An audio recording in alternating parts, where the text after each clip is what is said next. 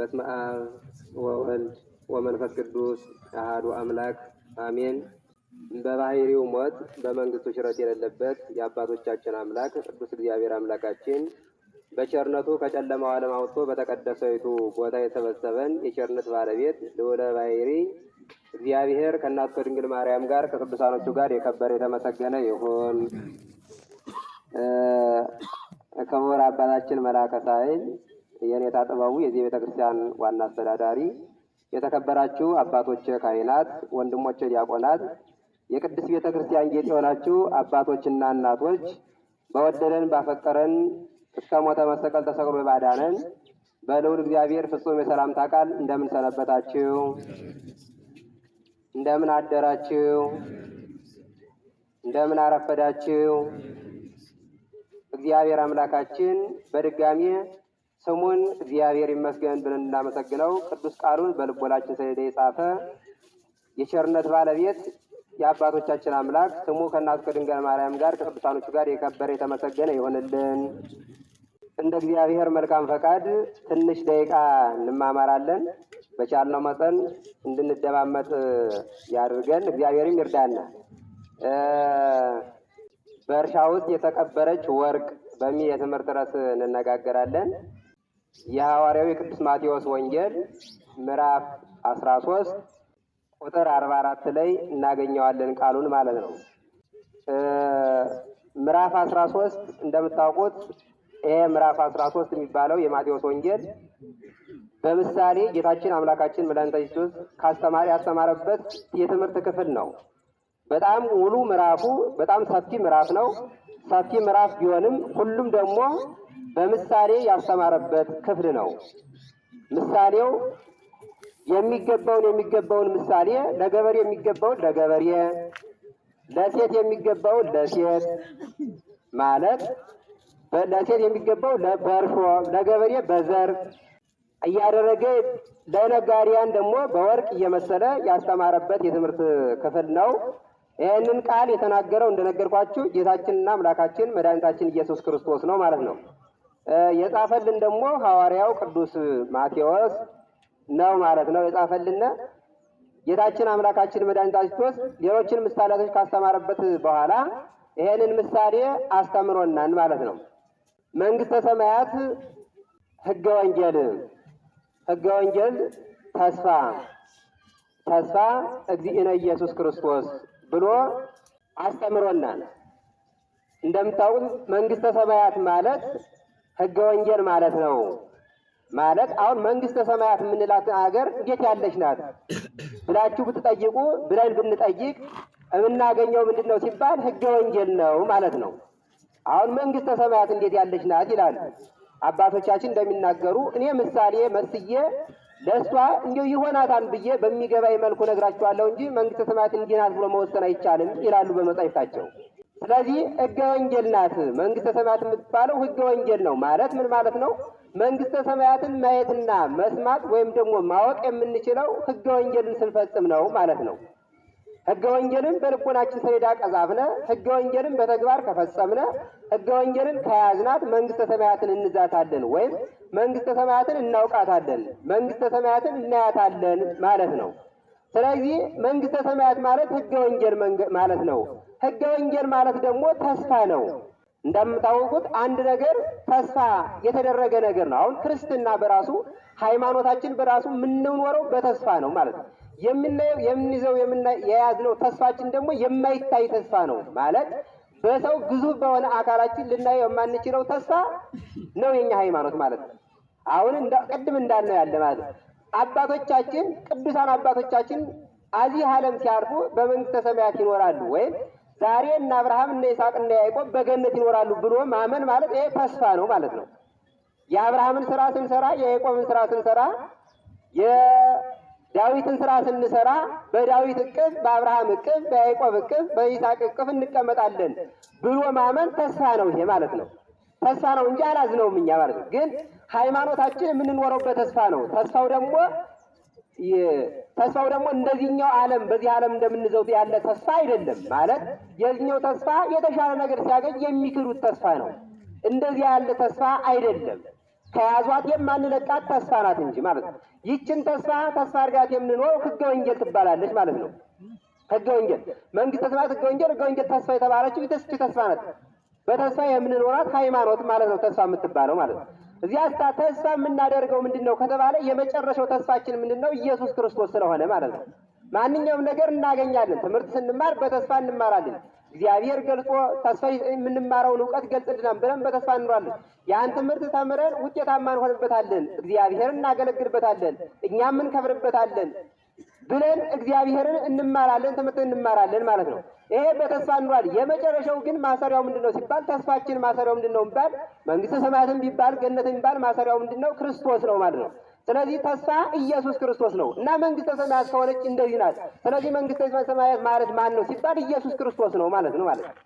ያ ነው እንግዲህ መንግስተ ሰማያት ማን ነው ከተባለ ኢየሱስ ክርስቶስን ነው ማለት ነው። ስለዚህ ኢየሱስ ክርስቶስ መንግስተ ሰማያት ነው ማለት ነው። አሁን ይሄ ከሆነ በዚህ በእርሻ መሬት የተቀበረችው ወርቅ አለች አለ ክርስቶስ ነው እንደዚህ አለው። መንግስተ ሰማያት የምትባለው በእርሻ ውስጥ የተቀበረች ወርቅ ናት ማለት ነው። ወርቅ እንደምታውቁት በጣም ትልቅ የተባለና የተሻለ ዋጋ ላይ ያለ ነው በዛሬው ደረጃችን ማለት ነው።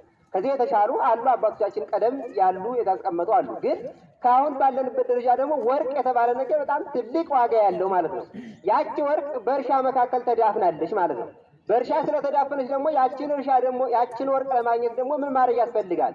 የእርሻ መሬቱን ገዝቶ በእጅ ማድረግ ያስፈልጋል ማለት ነው።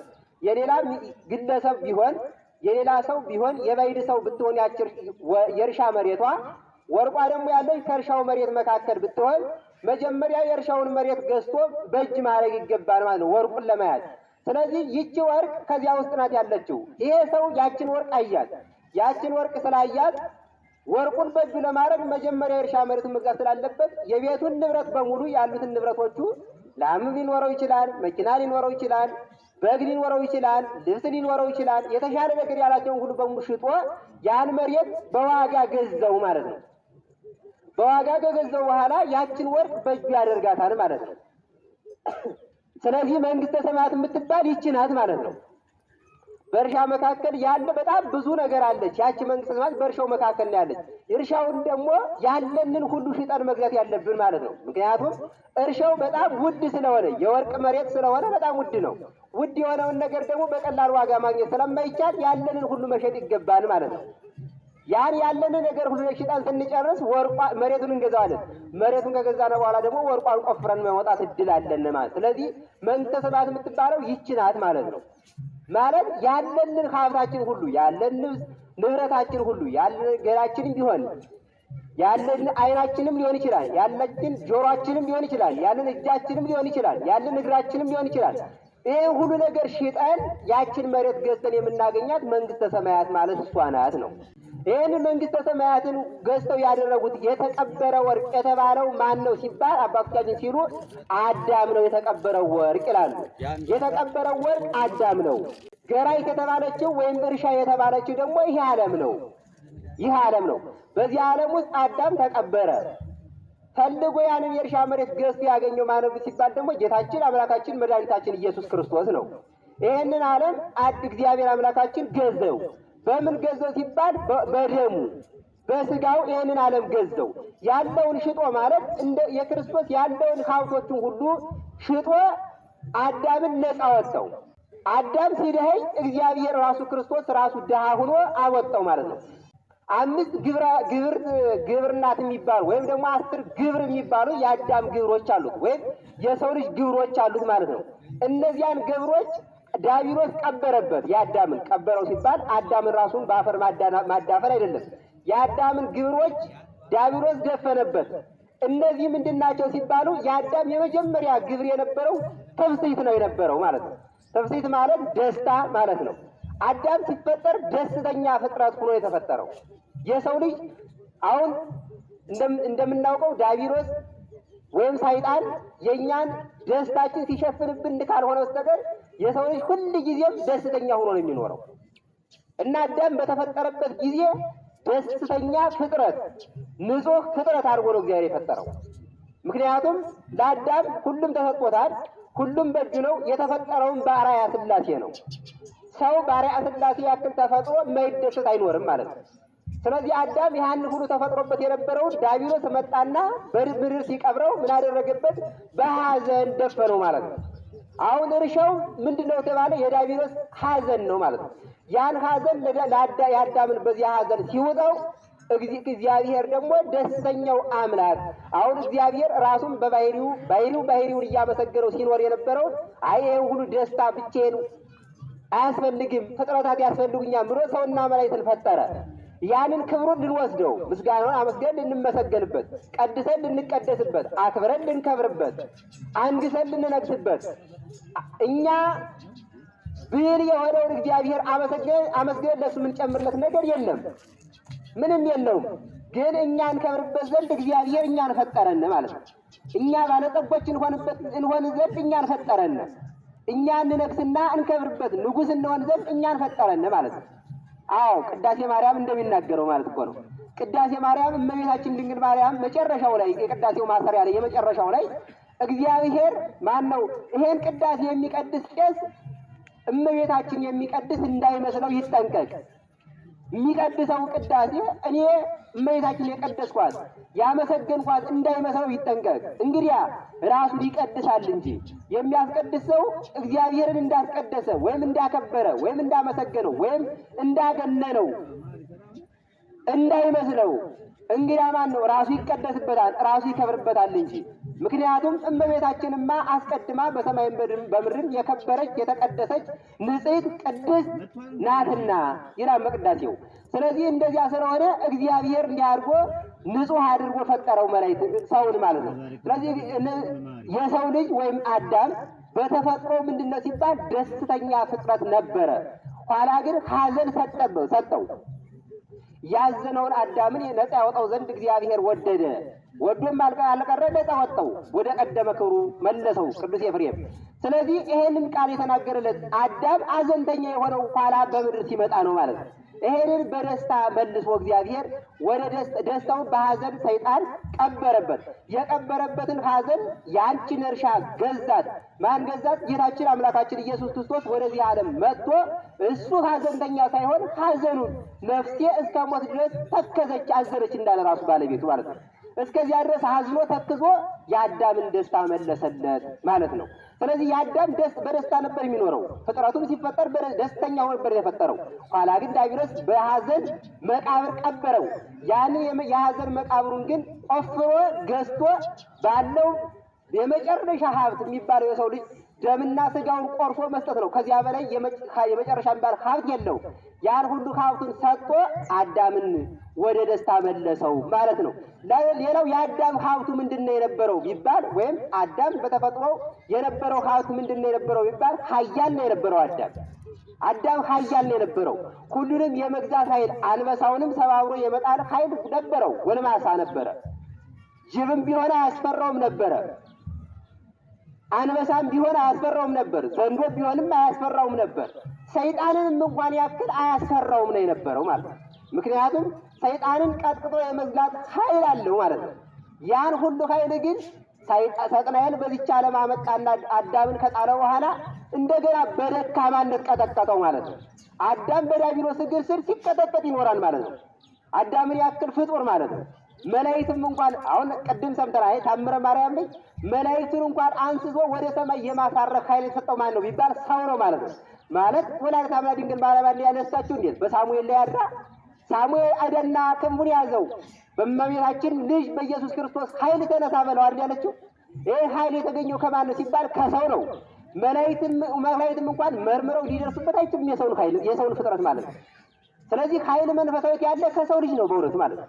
የመላኩ ደክሞት ክንቡ አልገዛው ሲል መነሳት ሲሳነው ከቤተልሔም ወድቆ ሲያድር ያን ሁሉ አንስቶ ወደ ላይ ያሳደገው ማን ነው ሲባል ሰው ነው ማለት ነው። ስለዚህ ይሄን ሁሉ ኃይል ነበረው። ኋላ ግን በደካማነት አመጣና ዲያብሎስ ቀጠቀጠና በደካማነት አሰረው ማለት ነው። ኋላ ያን ደካማነት ክርስቶስ መጣና በኃይሉ እሱ ደካማ ሆኖ ደክሞ ማለት ነው። ኃያል ሆኖ እያለ እግዚአብሔር እሱ ግን ደካማ ስጋ አለበሰና ደከመ። ታስታውሳላችሁ? ደከመው አይደል? መስቀል ተሸክሞ ሲሄድ ወደ ቀራንዮ ሲወጣ ደከመው። እሱ ግን ኃያል አምላክ ነው። እንጂ ቅዱስ እግዚአብሔር ቅዱስ ኃያል ቅዱስ ሕያው ዘይመውት አይደለም የምንለው እንዴ? በቅዳሴያችን በኪዳናችን ኃያል የሆነ አምላካችን ነው። ግን ደካማውን የአዳምን ስጋ ለብሶ ደካማ የሆነውን አዳምን በኃይሉ ኃያላን አደረገው ማለት ነው። ሰው ኃይል ስለሆነው ዛሬ ማንም አይደክመው ቅዱሳን ሁሉ ማለት ነው። ለሁልጊዜም ሁሉ ይሄንን ያልቀመሳት እና አቡነ ገብረ መንፈስ ቅዱስ ኃይል መንፈሳዊት የተሰጣቸው በኢየሱስ ክርስቶስ ኃይል ነው ማለት ነው።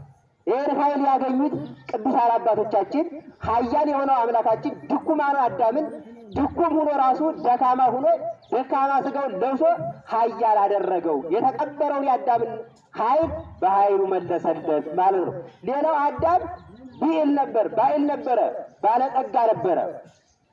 አዳም ባለጸጋ ነበረ። የሚበላው ሞልቶታል፣ የሚጠጣው ሞልቶታል። የሚኖር በገነት ነው። የሚኖር በጸጋ እግዚአብሔር ተሸፍኖ ነው። ልብስ አያልቅበትም፣ ጫማ አያልቅበትም። ሁሉም የሞላለት ባለጸጋ ነው የነበረ። በንጽህና ይኖራልና እግዚአብሔር ጋር ስለሚኖር ሁሉም የሞላለት ባለጸጋ ነበረ። ኋላስታ አዳም ማነው ዳቢሎስ ዕፀ በለስን አስበላና ድሃ አደረገው ማለት ነው። ድሃ አደረገው። ከልብሱም ተራቆተ፣ ጨነቀው። አዳም ድሃ ሁኗና የሚለብሰው አጣ፣ የሚለብሰው ፈለጋ። ኋላስታ አይር መጣበት፣ ስራ መስራት ተገባው። ላም ማንጠብጠብ መጣበት፣ መቆፈር አለበት፣ ማረስ አለበት፣ መስራት መውጣት መውረድ ኖረበት ማለት ነው። ይህ ድሃ ሆነ። ይህ ድህነት ያመጣበት ማን ነው? ቀበረዋ ዲያብሎስ አምጥቶ ማለት ነው፣ በድህነት ማለት ነው። ግን አዳም የተፈጠረው ፍጥረት ሲፈጠር ምንድን ነበር? ባለጸጋ ነው የነበረው ማለት ነው። ይህን ባለጸጋነቱን ዲያብሎስ አመጣና በድህነት ቀበረበት። ይህን ድሃ ሆኖ የተፈጠረውን እግዚአብሔር ደግሞ እሱ ባለጸጋ ሲሆን ወደ ድህነት ራሱን መልሶ ድሃ ሆኖ ራሱን ዝቅ አድርጎ ኮልኮሎት ማለት ነው። ራሱን ድሃ አደረገ። የሚጠምቀው ፈለገ። እንደምታስታውሱ ቅዱስ ዮሐንስን ና አጥምቀኝ ብሎ ሄዶ በዮርዳኖስ ተጠመቀ። እሱ ውሃውን የፈጠረ እሱ ጥምቀቱን ያዘጋጀ የጥምቀቱ ባለቤት አይደል? አዎ የጥምቀቱ ባለቤት ሲሆን ጥመቀኝ ብሎ መጣና እንዲጠመቅ አደረገ። ባለጸጋ ክርስቶስ እንደ ድሃ ልብስ እንደ ድሃ በሰው ልጅ እንደ ሰው ተመላለሰ በምድር። በሰውም ተወቀሰ፣ ተሰደበ፣ ተከሰሰ፣ ታሰረ፣ ተገፋ፣ ምራቅ ተተፋበት። ግን የዚህ ሁሉ ፈጣሪ እሱ ነው የነበረው፣ የእሱ ነው ማለት ነው። ይሄ ነገር ሁሉ ያደረገው ማን ነው? ዲያብሎስ ነው። አምጦ ቀበረበት የሱን ባለጸግነቱን፣ የአዳምን ባለጸግነት ሻረበት። ስለዚህ ባለጸጋ የነበረው ክርስቶስ መጣና የአዳምን ድህነት እሱን ያዘና ባለጸግነቱን ለአዳም ሰጠው ማለት ነው። አዳምን እንደገና ቆፍሮ ከጉድጓድ አወጣና ባለጸጋ አደረገው ማለት ነው። ስለዚህ የተቆፈረው ወርቅ አዳም ተቆፍሮ ወጣ ማለት ነው። ባለጸጋ አደረገው። እንደገና ልዑል ነው የነበረው አዳም ማለት ነው። አዳም ልዑል ነው የነበረው፣ ትሑት አይደለም ማለት እንደዚህ ምስኪን የሆነ አይደለም ማለት ነው። ሐሳቡም ልዑል ነው፣ እሱም ከፍ ያለ ነው፣ ያደገ ነው። ምንም አያስብም፣ ምድራዊ ነገር አያስብም ነበር ማለት ነው። ኋላ ግን በዛች ዕፀ በለስ ምክንያት ምን ሆነ? ትሑት ሆነ፣ ደካማ ሆነ፣ ድሃ ሆነ፣ ምድራዊ ሆነ፣ የምድር ነገር የሚያሳስበው ሆነ ማለት ነው። የሰማይ ነገር የማያስብ ሆናል፣ ስግብግብ ሆነ ማለት ነው። አው በልቶ የማይጠግብ በልቶ ጠጥቶ የማይረካ የሆነው ምንድን ነው? ልዑልነቱን ሲተውና ልዑል የነበረው ያን ሁሉ የሚራብ የሚጠማ የሚሳሳ የማይጠግብ ይህ ሁሉ ሀብት ያዘ ማለት ነው። ልዕልናውን ተዋ። ልዕልናውን በዲያብሎስ ምክር ምክንያት ጣለና ወረታች ወረደ አዳም። ስለዚህ ይህንን ደግሞ እግዚአብሔር ልዑል ሲሆን ትሑት ሆነና ክርስቶስ ወደ ከተማየ ሰማያት ወረደ። ከድንግል ማርያም ተወለደ። ልደቱን አከበር ነው ባለፈው። ከድንግል ማርያም ተወለደ። ወደ ዮርዳኖስ ሄዶ ተጠመቀ። በጥምቀቱም የእኛን የዕዳ ደብዳቤያችን ቀደደልን። በዮርዳኖስ ተጥሎ የነበረው የዕዳ ደብዳቤያችን እየቀደደልን ክርስቶስ ከሰማየ ሰማያት ወርዶ ልዕልናውን ወደ ትሕትና ሲያመጣው ነው ማለት ነው። ከድንግል ማርያም ተወልዶ ማለት ነው። ይህን ሁሉ ሀብት የሰጠነ ልዑል የሆነው ክርስቶስ ልዑል የሆነው እግዚአብሔር ትሑት ሁኖ ደካማ ሁኖ ድሃ ሁኖ መጥቶ ወደዚህ መጥቶ የአዳምን ድህነት የአዳምን ትሕትና የአዳምን ወራዳነት የአዳምን ድንቁርና የመለሰልን ክርስቶስ ነው ማለት። ስለዚህ የተቀበረው ወርቅ አዳም ነው፣ ቆፍሮ ያወጣን ነገር ክርስቶስ ነው። ቆፍሮ ከተቀበርንበት አፈር የመለሰና ያወጣን እግዚአብሔር የተመሰገነ ይሁን። ስለዚህ እነዚህ ግብሮች የአዳም የሰው ልጆች ክብሮች ነው የነበሩ ማለት ነው። እነዚህን ግብሮችና ክብሮቻችን እነዚህን ሀብታችን እነዚህን ጸጋዎችን ሁሉ የመለሰልን እግዚአብሔር ነው ማለት ነው። ሌላው አንድ ክብር ደግሞ አለው። አንድ ሀብት ደግሞ ነበረው አዳም። ጊዛና ነበረ፣ ነፃ የወጣ ነው የነበረ። በነፃነት የሚኖር ፍጥረት ነው አዳም። በነፃነት እንደዚህ ሆኖ የሚኖር ተጨቁኖ የሚኖር አይደለም። እግዚአብሔር አርቆ ሲፈጥረው ፍጥረታትን ሁሉ እንዲገዛ እንዲያስተዳድር የሚፈልገውን ነገር ሁሉ እንዲያረጋ ስም እንኳን እንዲያወጣላቸው የፍጥረታቱን ኃይል የተሰጠው ለአዳም ነው። ነፃ የወጣ ፍጥረት ነው አዳም። ኋላ ግን በራሱ ፈቃድ ባርነትን አመጣ። የዲያብሎስ ተገዥ ሆነ ማለት ነው። ግብርናቱ ለዲያብሎስ ሆነ ማለት ነው። ስሙ የተጻፈው የዲያብሎስ ባሪያ የሚል ስም ተሰጠው ማለት ነው። አዳም ዲያብሎስ የሚቀጠቅጠን፣ ዲያብሎስ የሚገዛን፣ ዲያብሎስ የሚያስተዳድረን የሆነው በአዳም ምክንያት መጣ ማለት ነው።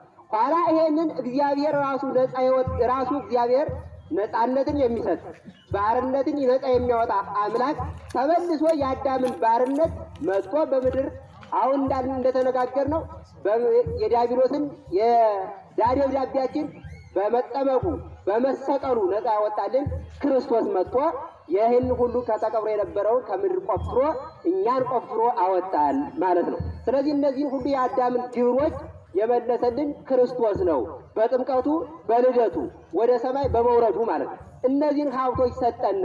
ሌላው ተቆፍረው ወጡ የተባሉት ነገሮች 5 ግብራቶች፣ ሌሎች ግብሮች አሉ። ለምሳሌ በዚህ ዓለም ውስጥ የምናገኛቸው የመጀመሪያው እነዚህን ሀብት ማረጉ ነው ማለት ነው።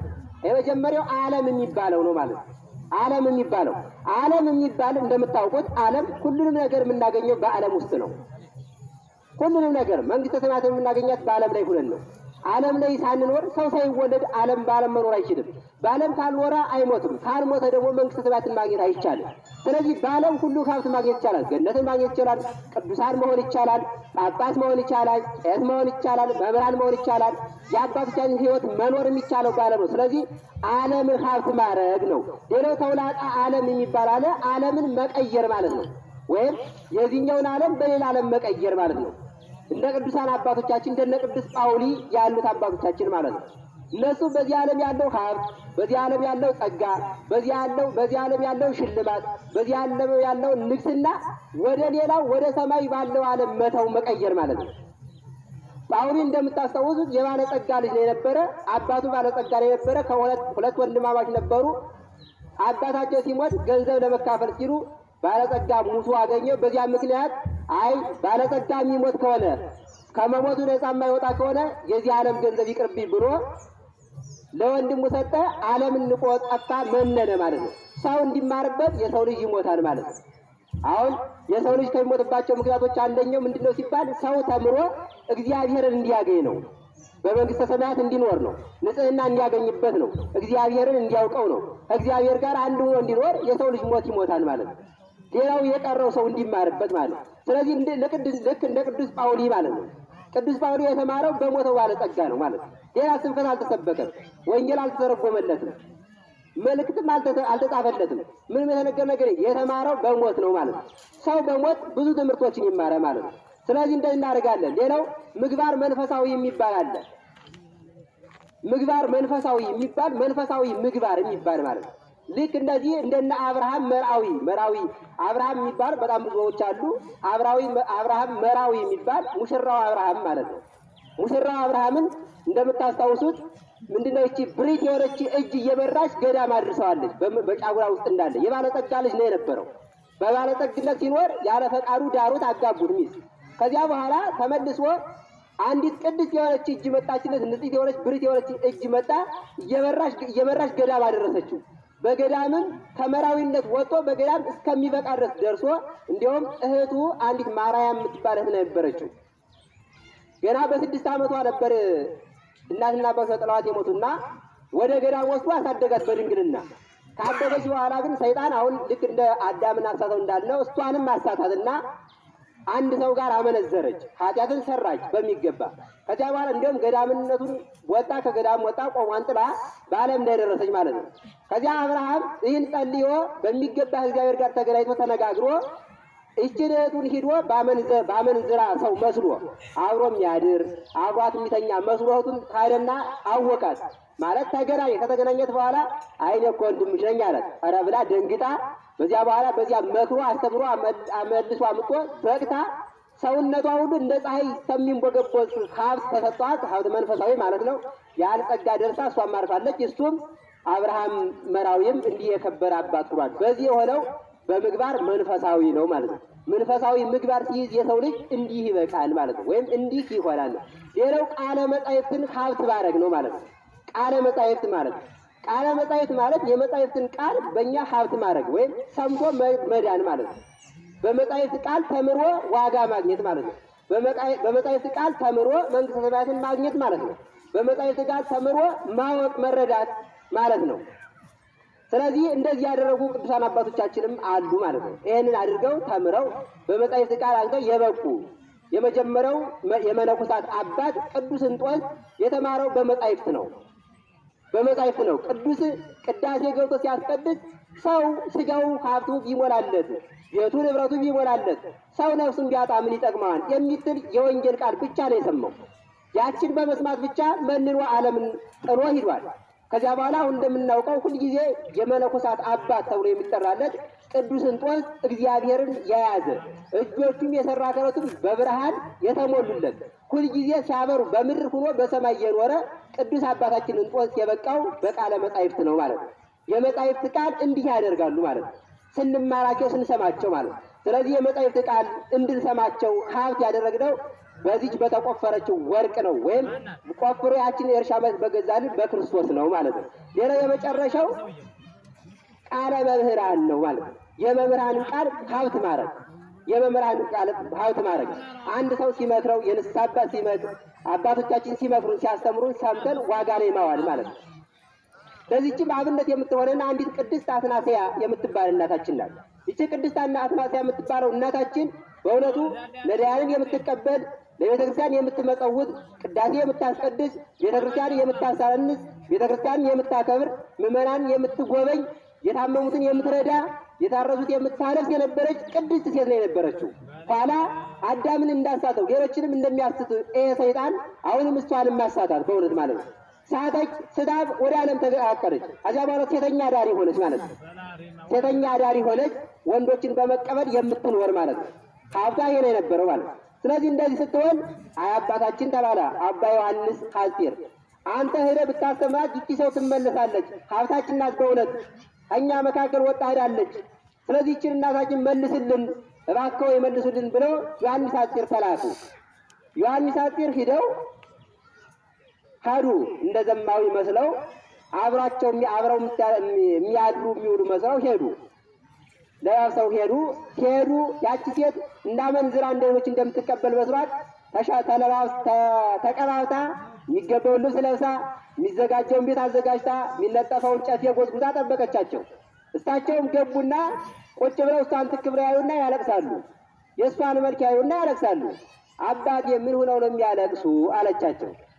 እንዲያው መልክሽ ውብ ነው አሏት። እንዴት ያለ መልክ ውብ ሲሆንና ያሳዝን እንዴት ደስ ብሎ ሰላም ላንቺ ይሁን ይባላል፣ ይመሰገናል፣ ያመሰግኗታል። ደስ ብሎት ከኔ ጋር ይጫወቷል እንጂ እንዴት ያለቅሳሉ አለቻቸው። አይ ልጅ እሱማ እውነትህን ነው፣ ግን ደግሞ እሱ ይፈርሳል አላት።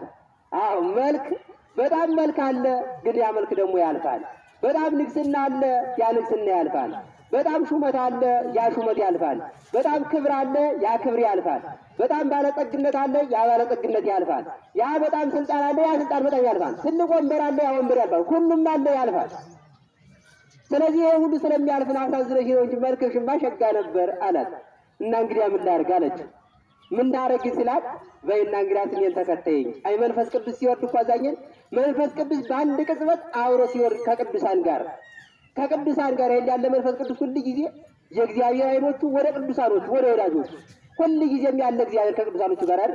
ስለዚህ እኮ በአንድ ቃል እኮ ነው። እኛ ብንሆን ስንት ጊዜ እንሰድባት ነበር። አሁን እንዲህ ታረጊ እንደ ድሮ ስትረግሽ የነበረውን ስታበይኝ የነበረውን ስታጠቂ የነበረውን ረስተሽው እያልን በጣም ብዙ እንዘበዝብ ነበር።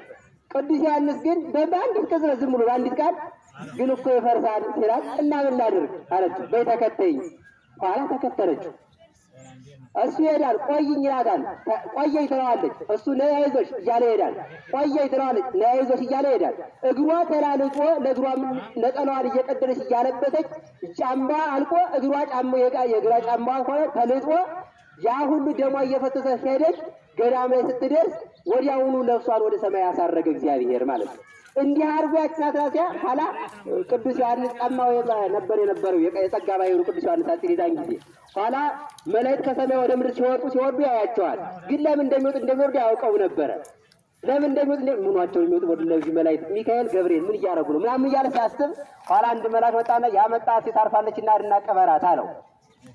እንዴት ምን ይዘው አሁን እኔ አምጥቻት መጀመሪያ ንስሐ ገብታ ገና ስጋው ደግሞ ሳትቆርብ እንዴት ታመጣታ እንዴት አደርጋታለሁ? አይ ገና አቤት አወጣት ተከታይ ስትላት እሺ ብላ ስትከተልህ ወዲያውኑ ቃሏን ተቀብሎ ምሮልሃን። ስለዚህ እሷስ የበቃሽታት በቅቷታን ችግር የለውም ዝም ብለህ ቀበላት አለው። ተቀብሎታል? አዎ ተቀብሎታል። ተመስገን ጌታዬ እንግዲህ ምን ችግር አለብኝ ብሎ እንዲህ አድርገህ የበቃች ሰው አለች። ሰው በእምነቱ በልቦናው ያመላለሱ ሂደት ነው የሚመክረው። በመመላለሳችን ብቻ ሳይሆን የህሊናችን መመለስ ነው። በአፍም በልብም አይል የሚሉ በሊጦ ናቸው። በአፋችንም በልባችንም ይላሉ አባቶቻችን። የምናምነው አብን እግዚአብሔር አብን እናምነዋለን፣ እናመሰግነዋለን። ግን የምናመሰግነው በምንድነው? በአፍም በልብም ነው። እንደዚህ አድርገው ስላመነች ቅድስት አትናስያ በመምህሯ ቃል ተምራ በአንዲት ቃል ብቻ ሰምታ በመሄዷ ብቻ መንግሥተ ሰማያት እንድትገባ አድርጓታል። ይሄን ሁሉ የቀበረውን ወርቃችን የመለሰልን እኛንም ደግሞ እንድንከብር ያደረገች አምስቱን ግብራችን ሁሉ ለኛ ሀብት ያደረገልን የቸርነት ባለቤት ኢየሱስ ክርስቶስ የከበረ የተመሰገነ ይሁን። የቅዱሳንን በረከት በሁላችን ላይ ያሳደረልን። ስብሐት ለእግዚአብሔር።